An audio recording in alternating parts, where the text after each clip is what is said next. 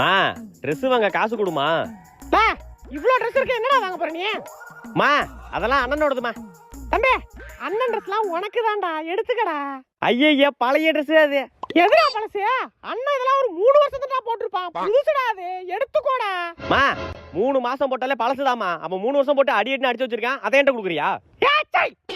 எடுத்துக்க.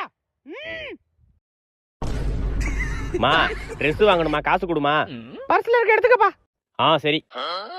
தம்பி, ஆ ட்ரெஸ் ஒரு 3 வருஷம் போட்டுட்டு தம்பிட்ட கொடுத்துடணும், சரியா? தம்பினாலே இழிச்ச வாய் தானே. தம்பி சின்ன பிள்ளை, அந்த கடைக்கு போயிட்டு வாடா. மா நான் படிச்சு தானே இருக்கேன், அவன் டிவி தானே பார்த்துட்டு இருக்கான், அவனை போக சொல்லிட்டேன். அவன் எவ்வளவு கஷ்டப்பட்டு டிவி பார்த்துட்டு இருக்கான், நீ படிச்சு தானே இருக்க, போடா. ஐயா என்னால போக முடியாது. தக்காளி கிழிச்சு விடுவான்ப்பா. கடைசியா பிறந்தனால எல்லா வேலையும் என்னைய சொல்றீங்க, கடைக்கு என்னைய போக சொல்றீங்களா நீங்க? அடங்கப்பா.